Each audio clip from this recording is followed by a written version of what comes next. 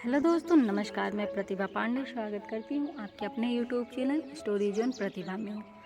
तो दोस्तों, आज हम आपके साथ कुछ शेयर करने वाले हैं और चलिए शुरू करते हैं। एकांत में बैठने, वक्त गुजारने, उसे महसूस करने का अपना एक अलग ही अंदाज होता है। एकांत हुआ उससे उपजी शांति शारीरिक, मानसिक और भावनात्मक स्वास्थ्य के लिए मरहम का काम करती है, जबकि बहुत ज़्यादा शोरगुल खून में कोलेस्ट्रॉल के स्तर को बढ़ा देता है। इसकी वजह से हाई ब्लड प्रेशर की समस्या हो सकती है और व्यक्ति हृदय रोग का भी शिकार हो सकता है।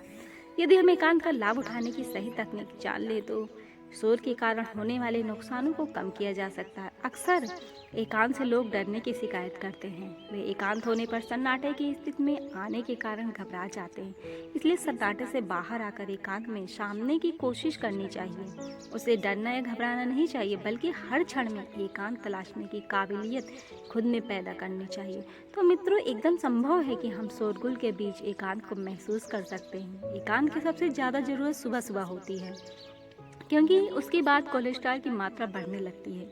टीवी देखने या अखबार पढ़ने के बजाय कुछ देर चुपचाप बैठना चाहिए। सुबह के आधा घंटा का एकांत खुद को देना चाहिए। प्रकृति का संगीत एकांत है जिसका पूरा आनंद लेना चाहिए, महसूस करना चाहिए। अपने बगीचे की देखभाल करनी चाहिए, उसका मालिक खुद बनना चाहिए। इतनी मानसिक शांति महसूस होगी कि उच्च रक्तचाप हो या कोलेस्ट्रॉल का बड़ा स्तर सब शांत हो जाएगा।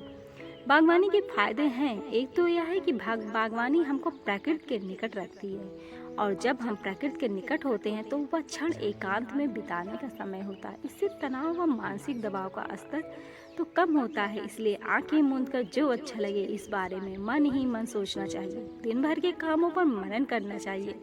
इससे थकान दूर होगी और मन को चैन मिलेगा।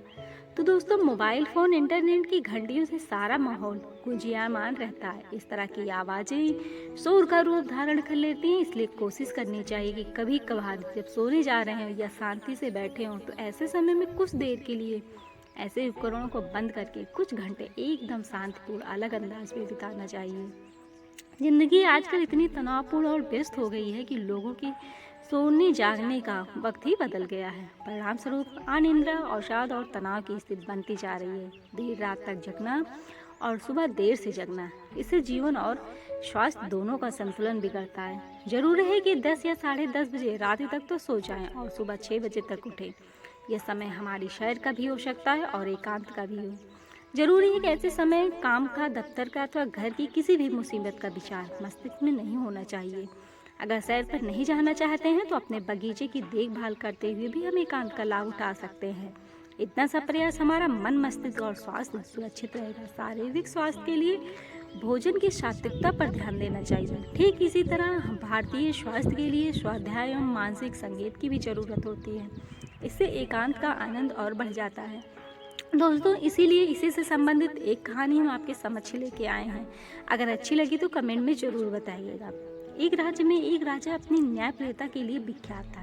एक बार उसके पास एक जटिल मामला न्याय हेतु आया। मामला एक भिखारी का था। घटना कुछ इस प्रकार थी कि भिखारी को मार्ग में एक बटुआ पड़ा मिला जिसमें 100 मुहरें थी। उन्हें सरकारी विभाग में जमा कराने चल दिया, परंतु उसे रास्ते में एक सौदागर मिला जो उससे बोला, बटुआ मेरा है और उसकी ईमानदारी के लिए उसे आधी मोहरें देगा। भिखारी ने बटुआ उस सौदागर को तो सौंप दिया, पर पैसे मिलते ही सौदागर के मन में बदनीयती आ गई। उसी भाव से वह भिखारी से बोला, अरे इसमें तो 200 मुहरें थी, तुमने आधी रख ली क्या? भिखारी ईमानदार था, वह झूठा इल्जाम स्वीकार न कर सका, इसलिए वह न्याय मांगने राज दरबार पहुंचा। राजा बात सुनते ही समझ गए कि सौदागर बेईमान है और वह बोला, सौदागर, भिखारी यह बटुआ सरकारी कोष में जमा कर रहा था। इसे आता है कि वह पैसे नहीं रखना चाहता था, और तुम कहते हो कि तुम्हारे बटुए में 200 मोहरें थी, इसमें से 100 निकाली है, तो इसका मतलब यह बटुआ तुम्हारा नहीं है और यह भिखारी को किसी और का बटुआ मिला है। भिखारी को मिले बटुए का आधा हिस्सा राजकोष में रख दिया जाए और आधा उसे पुरस्कार स्वरूप दे दिया जाए। जहाँ तक तुम्हारे बटुए का प्रश्न है तो वह जब मिलेगा जब तुम्हें वापस कर दिया जाएगा। राज्य सौदागर हाथ मलता रह गया, क्योंकि बटुआ उसी का था, पर ज्यादा पाने के लालच में वह अपनी दौलत गंवा बैठा। तो दोस्तों, आपको हमारी ये छोटी कहानी कैसी लगी और हमारी द्वारा दी गई जानकारी कैसी लगी, आप हमें कमेंट में ज़रूर बताइएगा और हमारे चैनल को लाइक शेयर सब्सक्राइब जरूर करिएगा।